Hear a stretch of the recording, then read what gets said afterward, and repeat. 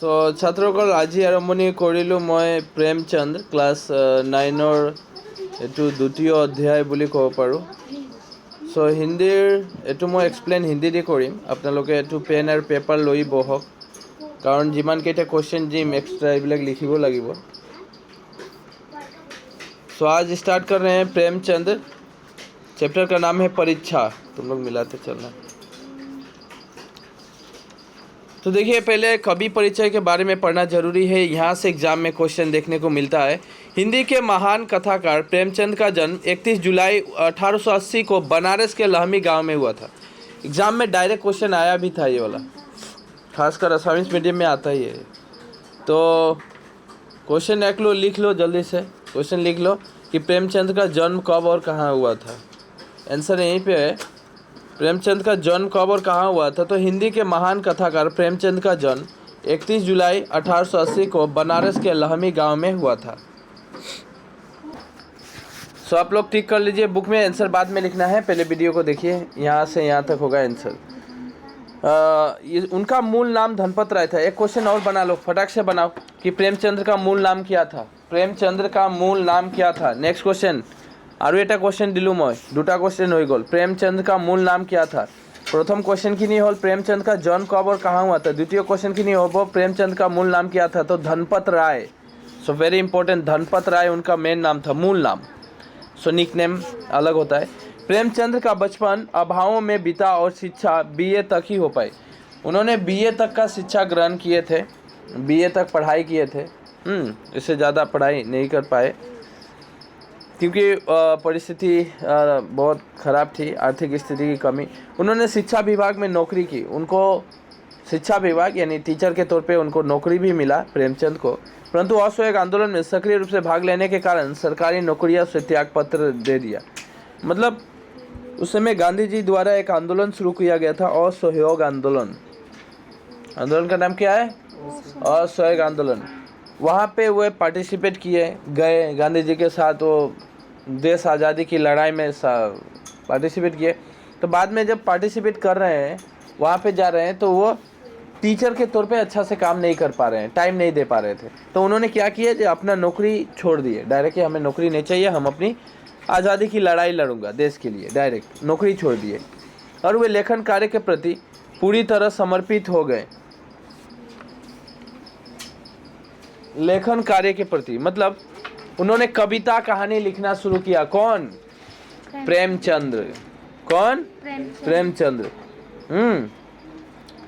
वे लेखन कार्य के प्रति पूरी तरह समर्पित हो गए। 8 अक्टूबर 1936 ईस्वी को इस महान साहित्यकार का देहांत हो गया। क्वेश्चन लिखो, प्रेमचंद का मृत्यु कब हुई थी, या प्रेमचंद का देहांत कब हुआ। देहांत स्पेलिंग एक्चुअली यहाँ पे लिखा है बुक में।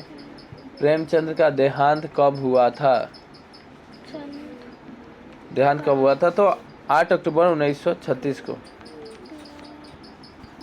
क्वेश्चन की नहीं हॉल जे ये प्रेमचंद की मृत्यु यानी देहांत कब हुआ था।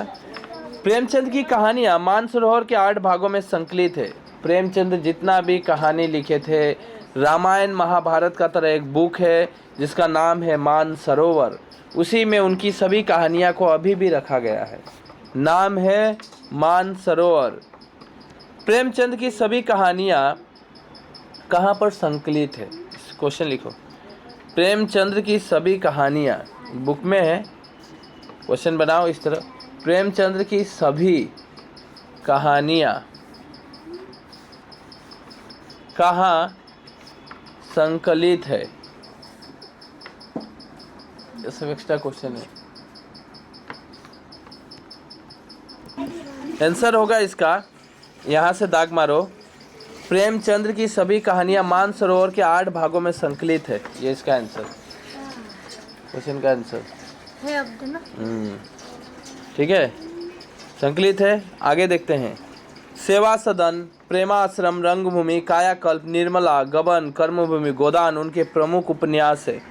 क्वेश्चन एक मतलब आएगा जुदे जे प्रेमचंद्र की प्रमुख उपन्यास कौन कौन से, तो 2 नाम दे देना, निर्मला, गबन, गोदान, ये लिखने से हुआ, अभी लिखने की जरूरत नहीं है। क्वेश्चन, उन्होंने हंस, जागरण, माधुरी आदि पत्रिकाओं का संपादन किया, ये क्वेश्चन आया था। प्रेमचंद्र ने, क्वेश्चन बनाओ, प्रेमचंद्र ने किन किन पत्रिकाओं का संपादन किया था? पत्रिकाओं मतलब न्यूज़पेपर, संपादन मतलब निकालना। प्रेमचंद्र ने कई न्यूज़पेपर निकाले थे, जिस न्यूज़पेपर का नाम है हंस, जागरण, माधुरी। का किन किन था पूरा? प्रेमचंद्र ने किन किन पत्रिकाओं का, क्वेश्चन ये बुक में लिखल है, कहाँ? पत्रिकाओं का, प्रेमचंद्र ने किन किन पत्रिकाओं का संपादन किया था? देखो आगे आगे देखो।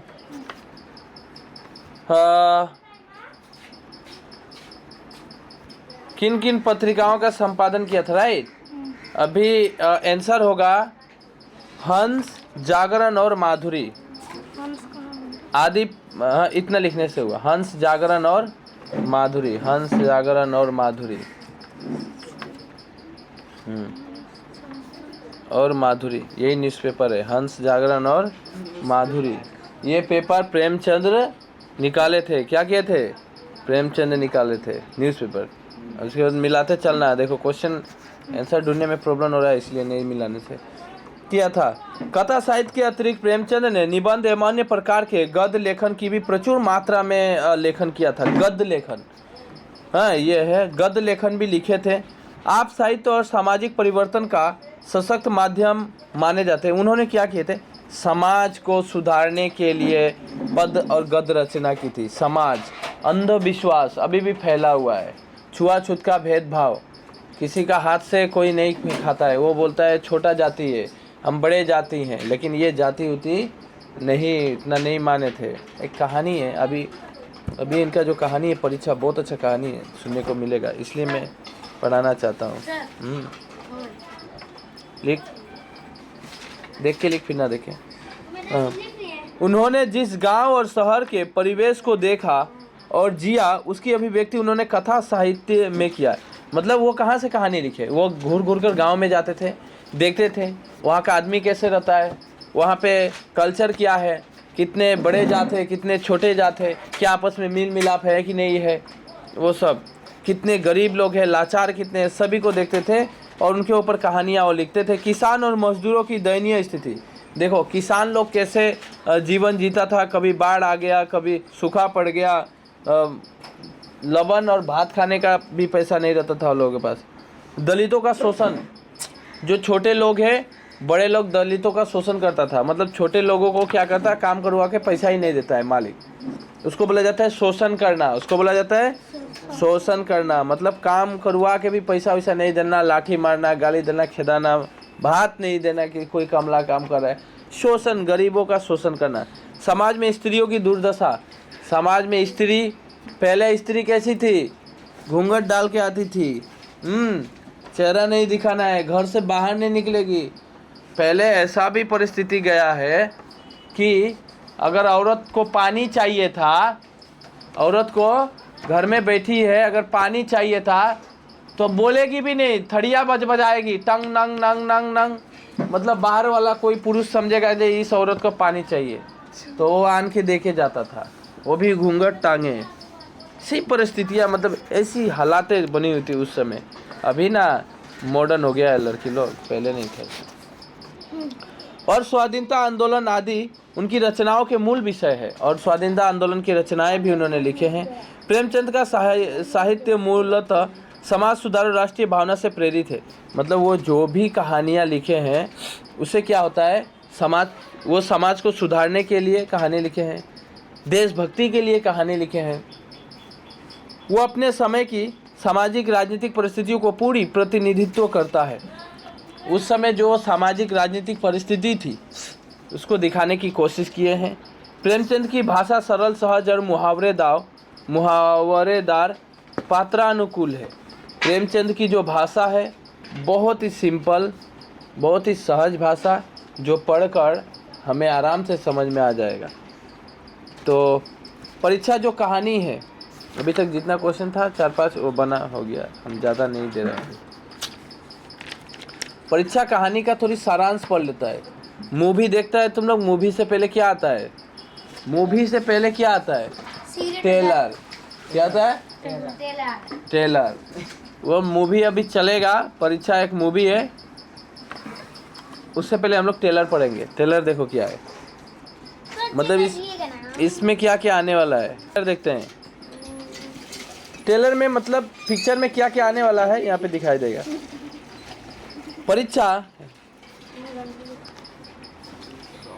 परीक्षा कहानी प्रेमचंद की श्रेष्ठ कहानियों में से एक है। इस कहानी के माध्यम से प्रेमचंद ने अफसर या अधिकारी के चयन में विद्वता के अतिरिक्त दया, परोपकार की भावना, कर्तव्य परायणता जैसी सद्गुणों पर अधिक बल दिया गया है।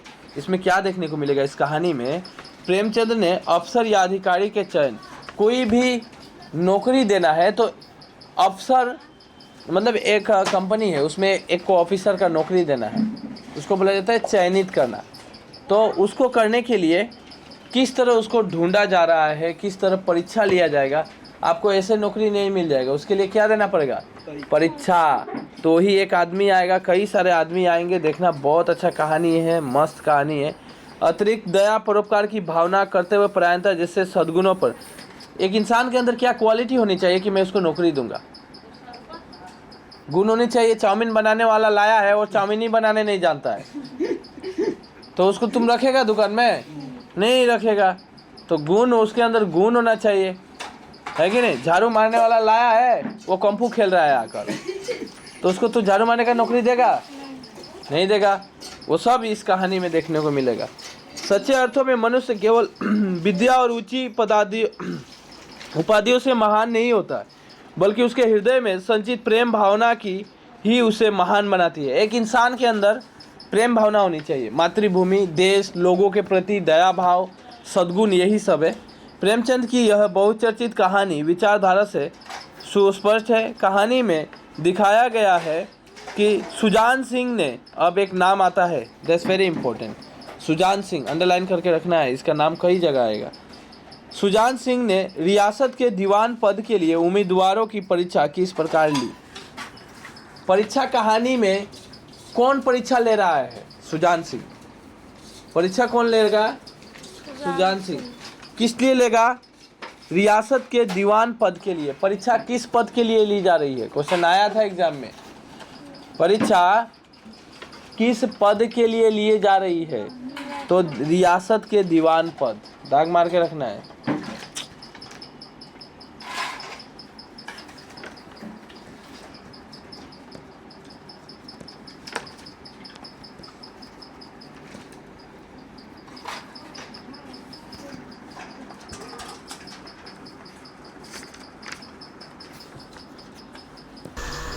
तो परीक्षा स्टार्ट करते हैं। परीक्षा कहानी, जब रियासत देवगढ़ के दीवान सरदार सुजान सिंह बूढ़े हुए थे तो उन्हें परमात्मा की याद आई। परमात्मा की याद किसको आई थी, सुजान सिंह, याद रखना है। जब रियासत के देवगढ़ के दीवान, पहले के दीवान का नाम क्या था, दाग मार के रखना है, सुजान सिंह। क्या नाम है, सरदार पूजान सिंह, न सुजान सिंह, सुजान सिंह, हाँ, उसको दाग मार के रखना। क्वेश्चन बाद में आएगा, वो सब खाली दाग मार के रखना कि पहले जब रियासत के देवगढ़ दीवान सरदार सुजान सिंह बूढ़े हुए थे तो उन्हें परमात्मा की याद आई कि वो बूढ़े हो गए, संभालते खाली सुजान सिंह दाग मारना चाहिए था। सुजान सिंह थे, मतलब दीवान थे, पहले का ऑफिसर वही था, मेन सरदार मुखिया, वो था सुजान सिंह। उन्हें परमात्मा की याद आई, जाकर महाराज से उन्होंने विनय की। महाराज मतलब राजा, महाराज मतलब राजा, वो मंत्री थे, सरदार थे यानी मंत्री थे। वो राजा से जाके कहते हैं, महाराज जी, हे दीन बंधु, राजा को कहा जाता था दीन बंधु, मतलब मालिक, आप हमारे मालिक है, आप ही भगवान है हमारे मालिक। दास ने श्रीमान की सेवा 40 साल तक की है, ये मैं आपका दास हूँ। मतलब सुजान सिंह महाराज के कौन थे, दास थे, नौकर थे। दास मतलब नौकर, याद रखना है, पर्यायवाची शब्द आएगा कि दास, दीन बंधु, दास ने श्रीमान की सेवा 40 साल तक की। ये कौन बोल रहा है, सुजान सिंह बोल रहा है कि मैंने आपकी सेवा 40 साल की, 40 साल से मैं आपके यहाँ पे दीवान की नौकरी कर रहा हूँ। कौन बोला था, सुजान सिंह। अब कुछ दिन परमात्मा की भी सेवा करने की आज्ञा चाहता हूँ। हे मालिक दीनबंधु यानी महाराज, हमें अब थोड़ी सी आज्ञा दे कि हम अब इस नौकरी को त्याग दूं और हम भगवान की सेवा में थोड़ी समय बिताऊं। मैं अभी बुढ़ा हो चला हूँ। बुढ़ा होने के बाद लोग किसका याद करता है? भगवान का। किस लिए? किस लिए? तुम बुढ़ा होगा या कोई बुढ़ा है या बुढ़िया है तो वो क्यों भगवान को याद करती है? वो मोरे के रहले। अच्छा मोरे के रहले वैसे ठीक है। ठीक है मोरे के रहले मतलब वो भगवान को इसलिए याद करता है कि उनका जो जिंदगी है वो दुख ना हो, सुख सुख मतलब क्या? सुख मतलब क्या? मतलब दुख में ना हो, लेकिन जैसा है मतलब शांति। उनकी मृत्यु का समय कोई कष्ट ना आए, इसलिए लोग भगवान को याद करते हैं। भगवान को याद करते हैं उस समय। दूसरे, अब अवस्था भी ढल गई है। अवस्था ढल गई। वो बोले महाराज मेरा अवस्था ढल गई है, मेरी शक्ति आगे जैसी नहीं रही, कमर टेढ़ा हो चुका है, मेरा मतलब शरीर काम ठीक नहीं कर रहा है, राजकाज संभालने की शक्ति नहीं रह गई महाराज। वो बोल रहे हैं महाराज को, महाराज मेरा राज काम संभालने की शक्ति नहीं है, कहीं भूल चूक हो जाए तो बुढ़ापे में दाग लग जाएगी। वो बोलते हैं कहीं भी काम करते करते कहीं भी भूल चूक हो गया, कोई फाइल मेंटेन कोई कुछ करने में, तो बुढ़ापे में दाग लग जाएगा कि सुजान सिंह था, उसने ऐसा काम गड़बड़ कर दिया। सारी जिंदगी नेक नामी मिट्टी में मिल जाएगी। नेक नामी, what is the meaning of neck नामी? इज्जत। सारी जिंदगी की जो इज्जत है, मान सम्मान है, वो मिट्टी में मिल जाएगा। कौन बोल रहा है ये सब बात? सुजान सिंह। इसलिए उसको अंडरलाइन कराया है कि उसका नाम बार बार आएगा। सुजान सिंह किसके पास ये जाके विनय करता है? निवेदन, ये बात किसके पास जाके? महाराज से। राजा साहब अपने अनुभवीशील और नीति कुशल दीवान का बड़ा आदर करते थे। राजा साहब यानी महाराज सुजान सिंह का बहुत आदर करते थे, बहुत मानते थे। किसको? सुजान सिंह को। उन्होंने बहुत समझाया, लेकिन जब दीवान साहब ने न माना तो हार कर उन्होंने प्रार्थना स्वीकार कर ली। उन्होंने बहुत समझाया कि नहीं कुछ नहीं होगा, सुजान तुम रहो ना, कोई बात नहीं, तुम्हारा बुढ़ापे में क्या दाग लगेगा, मैं तो हूँ, जो भी होगा मैं देख लूँगा, तुम ही रहो तुम ही रहो। ऐसा महाराज ने बोले, बहुत रिक्वेस्ट किए, लेकिन फिर भी सुजान सिंह ने बोला कि नहीं महाराज आप हमारी प्रार्थना स्वीकार कीजिए। तब जाके लास्ट में आखिरकार महाराज को हार मानकर प्रार्थना स्वीकार करना पड़ता है। पर शर्त यह लगा दी कि, लेकिन महाराज भी चालाक थे। महाराज शर्त लगाए, नहीं आपके पास एक चैलेंज है। हाँ, कौन सा चैलेंज? कि मैं आपको तभी छोड़ूंगा जब आप यहाँ की देखभाल के लिए, यहाँ की रियासत के लिए आप खुद ही एक दीवान लेकर आएंगे। दीवान मतलब आपके जगह में कोई और खुद ही नौकरी करने वाला आपको ही ढूंढना है। वो काबिलियत कैसी होनी चाहिए, तो रियासत के लिए नया दीवान उन्हीं को खोजना पड़ेगा। वो डायरेक्ट बोल दिया, आपका शर्त है रियासत के लिए, इस दरबार के लिए एक नया दीवान, यानी आपके जगह में कोई तो नौकरी करना पड़ेगा, उसको ढूंढने का काम आपका ही है।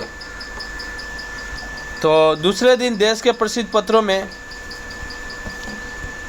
तो इतना तो समझ में आया कि जो दीवान का पद था यानी मंत्री का जो पद था वो सुजान सिंह था। सुजान सिंह अपना रिटायरमेंट लेगा, वहाँ से छोड़ेगा। तो महाराज को समझाया, महाराज बोला कि ना तुम ही रहो। बाद में महाराज मान जाते हैं और कहते हैं कि ठीक है सुजान, मैं तुम्हारा बात मानूंगा, लेकिन बस एक शर्त है कि इस पद के लिए तुम्हें ही किसी और को ढूंढ कर लाना पड़ेगा। तो सुजान सिंह क्या करेंगे?